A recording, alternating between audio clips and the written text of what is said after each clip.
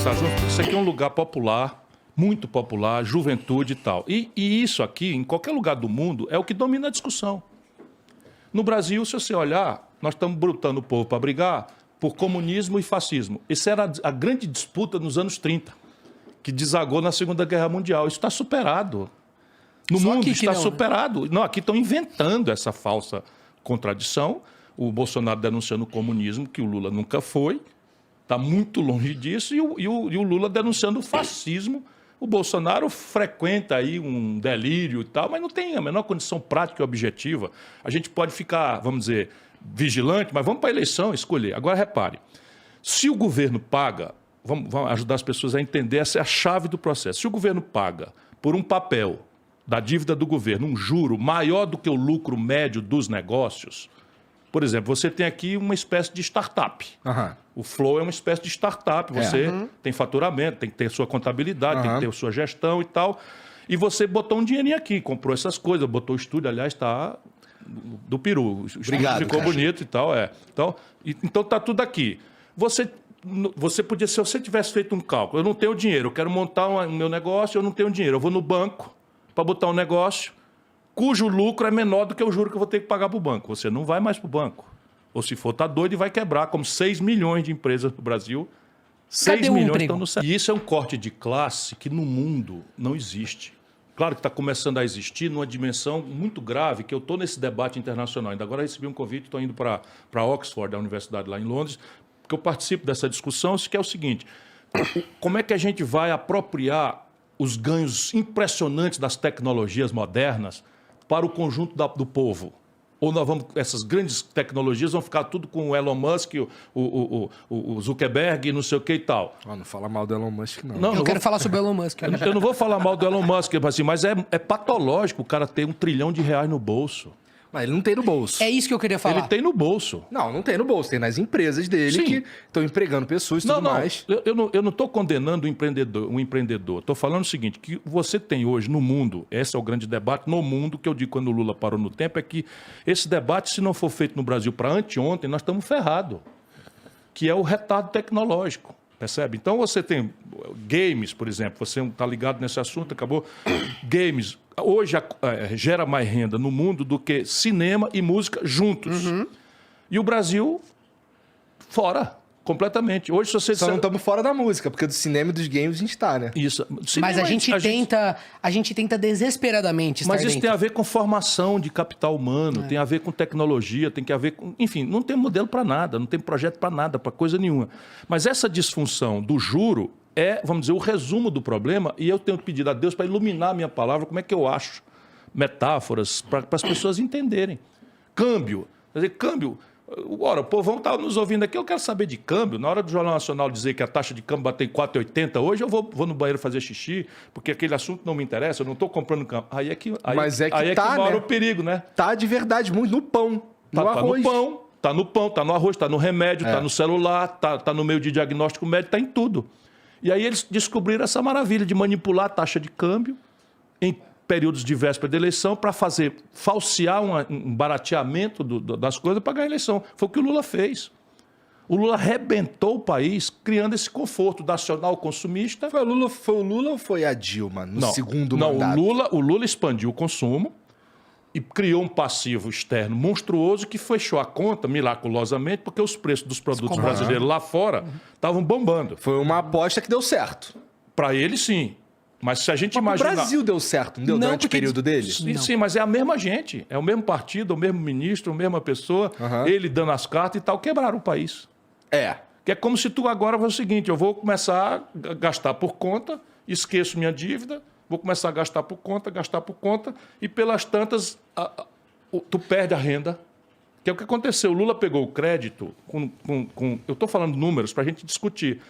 15% do PIB era o crédito no Brasil. O Lula expandiu para 55% do PIB. Que maravilha, todo mundo foi ao crediário. Aí é foda, porque alguém precisa pagar isso daí. Aí o que aconteceu? As pessoas perderam o emprego, perderam a renda. Serasa, SPC, 65 milhões de pessoas. O Lula pegou 43 bilhões de reais dos cofres do governo, dinheiro seu, meu, de todo mundo. 43 bilhões de reais meteu no bolso dos conglomerados de educação privada do Brasil. São os maiores do mundo.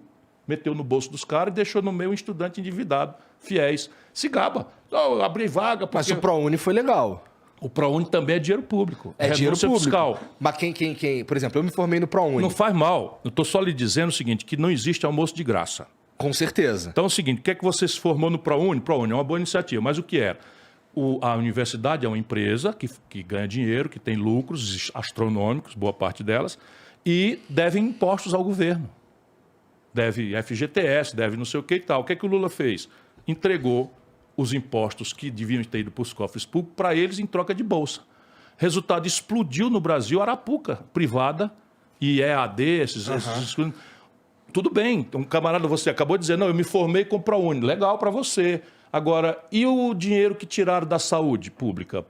Mas o dinheiro do ProUni, ele vem de... De renúncia fiscal. De renúncia fiscal. Mas assim, para mim, parece, analisando do jeito burro e leigo, parece ser um jeito rápido de colocar o brasileiro na faculdade sem precisar construir novas universidades. Perfeitamente. Agora, a questão básica é, isso se sustenta? Isso é uma pergunta que precisa ser feita mesmo. Não, mas então, qual é a característica? Poderia usar na educação de base também, porque acho que foi uma coisa qual também... Qual é a característica? Eu não sou contra, eu estou fazendo uma análise de um modelo que criou uma falsa sensação de conforto, que é essa memória afetiva, e que cobrou depois um preço muito amargo. O país quebrou, a conta veio. Então, a expansão do crédito virou inadimplência das empresas e das famílias. 77,8 de cada 100 famílias brasileiras, estatística permite você fazer 0,8 famílias, mas assim, 77 de cada 100 famílias estão endividadas com recorde de endividamento. Ciro, e esse consumo, na época, conseguiu ser convertido, por exemplo, para um aquecimento da nossa indústria? Não, tudo importado. Porque esse é o Destruir problema. a indústria brasileira manipulando a taxa de câmbio. Porque se aumentou o consumo, porque você falou assim, essa foi uma época boa. Então, acho que depende da análise. Sim, acho que essas famílias que eram pobres, que tiveram um aumento, né, do poder de compra, isso com certeza impactou positivamente a vida delas e tiveram acesso que nunca tiveram. Sim. Mas, ao mesmo tempo, a desindustrialização corroeu o emprego deles. Então, na hora que essa onda passou, essas pessoas ficaram... E aí veio um monte de tentativas de tentar... E dava pra gente manter tudo isso daí e fomentar a indústria brasileira ao mesmo tempo. Essa é a base da minha ideia, da proposta. Eu tô relativamente familiarizado com a tua ideia. Veja, então vamos pegar o exemplo prático. Em 1980, do ponto de vista do tempo histórico, eu estou falando de ontem, tá? Em 1980, 1/3 da riqueza do Brasil era produzido nas indústrias. Por que isso é importante? Porque a indústria paga os melhores salários, recolhe o maior volume de impostos para financiar boas políticas de segurança, de educação, de saúde, isso não é mentira, você dizer que vai fazer isso sem dizer de onde vem o dinheiro, e agrega valor na exportação para o estrangeiro, traz dólares para o país para pagar a conta daquilo que a gente não sabe fazer aqui dentro. Então, indústria é fundamental e a economia moderna do conhecimento, a economia digital, na verdade são serviços ultra sofisticados baseados na indústria. Então, sem essa indústria também você não dá o passo seguinte, que é a economia do conhecimento, do mundo digital, etc, etc. Você não dá esse passo se não tiver a base industrial aqui. Então, em 1980, 1/3 da riqueza do Brasil era industrial. Hoje, caiu para 9%. Porra! Na data, em 1980, presta atenção, irmão, para você ver, porque um país é uma coisa para se administrar... Mas, assim,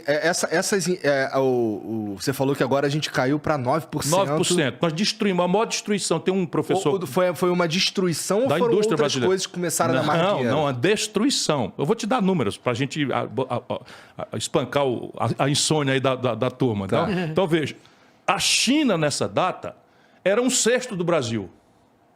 Só que a China já tinha 800 milhões de habitantes e o Brasil estava ali com 150 milhões de habitantes. Nós éramos muito mais ricos relativamente do que a China. Meu irmão, a China hoje está descambando para 20 vezes o Brasil. Quem está certo, eles ou nós? Foi destruição mesmo da indústria brasileira. Tem um estudo de um professor coreano que identifica como o maior episódio de destruição industrial da história do capitalismo mundial. O que precisa ser feito para destruir as empresas do Brasil? De novo, aquela história, câmbio, juros são as principais questões, sistema tributário... Deixa eu te dar o número. Quando você tem um câmbio manipulado, a proporção... Eu quero ver se eu acho um jeito de explicar. Para você é simples, eu quero ver para a gente subir a favela. Se o povo entender isso, a gente vira o jogo. Quando você não compra dólar, nós já entendemos isso, mas você compra pão, e pão é feito de trigo, o trigo o Brasil tem que trazer do estrangeiro, paga em dólar. Se o trigo Se o dólar tá alto, o pão fica mais caro. O pão fica mais caro. O remédio é trazido do estrangeiro, fica mais caro. O celular fica mais caro. O game fica mais caro. E isso se traduz numa inflação. E aí vem uma inflação que não é de demanda, é de custo. Então, aumenta o custo. Aí eles atiram com juros sem... Enfim, e não adianta mas vamos nada, voltar aqui. Quando o inverso acontece, quando a minha moeda se valoriza muito, o dólar se desvaloriza muito, eu tenho uma sensação de conforto. Isso pode ser conseguido de duas formas. De uma forma sadia, qual é? Eu tenho um produto industrial poderoso, vendo lá fora, ganho muito dólar. Quando eu ganho muito dólar, a minha moeda se valoriza e eu fico sólido e isso ninguém vai me tomar. Ou eu faço o que eles estão fazendo. Eu boto o juro, ó, de novo. Eu boto o juro lá em cima e aí pego o balanço de pagamento do país e uma montanha de dólar do estrangeiro, que eles chamam de capital motel, só para passar uma noite. No juro brasileiro, que é assim, o mundo lá o juro é negativo, ou seja, se você fosse um americano, você ia tomar dinheiro emprestado no banco e ia pagar 2% de juro ao ano. E no Brasil tu vai ganhar muito mais. Tu paga 50% de juro ao ano se for um credor de primeira linha. Certo? 50%. Mas se tu for no crédito pessoal, tu vai pagar 320%. Vai vir investimento, vai vir dinheiro. E aí esse dinheiro não vem para abrir nada, não vem para abrir fábrica, nem loja, nem serviço, nem nada. Ele vem para especular no juro brasileiro overnight, ou seja, capital motel. Vem para cá, aplica e vai ganhando juro do Brasil e na hora que tem qualquer soluço, vai embora. E isso é o que explica porque que o Brasil vai e quebra. Tá certo? E o Lula, só para você ter uma ideia, o Lula tomou posse. O desastre desse modelo com o Fernando Henrique já tinha acontecido. A taxa de câmbio, se fosse em dezembro agora, passado, eu fiz o cálculo, mas isso não mudou muito não. Seria hoje R$ 9,20. Só para você ter uma ideia, hoje está R$ 4,80. A valor constante, se o Lula estivesse tomando posse em dezembro agora, a taxa de câmbio estaria R$ 9,20. 8 anos depois, já com a inflação dentro, ele entrega para Dilma 1,75. Ou seja, aloprou, a moeda brasileira se valorizou como nenhuma outra moeda do mundo. Por quê? Porque o Brasil aumentou a exportação, porque isso aqui. Não, juros altíssimos, capital motel aqui dentro. Artificialmente, nossa moeda se valorizou, todo mundo ficou mais barato sair de São Paulo para Miami do que ir para Fortaleza, todo mundo comprando um celular, todo mundo se endividando, não sei o que e tal. Vai passando os anos. Se o importado fica mais barato, o seu não compete. Você tem problemas, como ele está falando, o sistema tributário caótico, que é o mesmo. E aí você tem aberrações assim, tipo, no mundo você tributa mais progressivamente os ricos e menos os pobres. No Brasil é justamente o inverso. Hoje no Brasil, sem que as pessoas saibam, uma cidadã diarista que está saindo da favela para cumprir uma jornada de trabalho aí, informal, sem carteira assinada, usa o celular, 40% da conta dela é imposto. E um super rico não paga nada. Não, e assim, é muito mais cruel também, porque assim, você está falando de uma conta de celular, mas comprar um shampoo, sim, eu vou pagar o mesmo imposto que o cara que tá fudido pra caralho. Por isso que o mais eficiente seria a gente, porque eu entendo que quando o imposto... Tem jeito essa porra? Claro que tem. Tem que ter, porque o que acontece? Já é feito em outros países, tá entendendo? Aí Essa questão de colocar o imposto muito no consumo, e aí depois na hora de tributar o lucro, que a gente não tributa das empresas, faz o quê? Até do ponto de vista de quem tá empreendendo, você fala assim, não, eu não vou ficar comprando computador, não vou ficar comprando... Eu não vou enriquecer o serviço que eu presto. Eu vou querer tirar tudo limpo, o máximo possível, sucateando o serviço, fazendo o mínimo. Porque daí eu tiro tudo limpo e aí nisso não incide o imposto... Né? No lucro. Tecnicamente, essa é a grande chave do Brasil. Tecnicamente, não tem mistério. E eu chamo em meu socorro duas coisas que podem ser conferidas. Qualquer pessoa que esteja aí duvidando e tal, porque normalmente as pessoas têm dúvida se é possível. Você acabou de dizer, tem jeito essa chibata? Tem jeito e tal? Tem. Tecnicamente, não tem muito mistério. De onde é que eu tiro essa segurança de parecer simples, uma coisa que não parece à maioria das pessoas tão simples? De duas coisas, a literatura, né, e as melhores práticas internacionais. Então, ao invés de eu inventar a roda... Mas e vontade política, aí vem o problema. O nosso problema é a política. De novo, o modelo de governança política. Com certeza, mas isso daí, assim, a gente não... É um problema que a gente tem, que a gente não... Caralho, eu não acho que a gente vai mudar essa porra. Vamos dizer que você ganha a eleição agora. Pronto. Não muda. Qual é a proposta? Muda. Não muda. Quer ver? Vou te dizer como. Não muda porque tu vai ter que enfrentar tanta gente lá, cara. Não tem problema.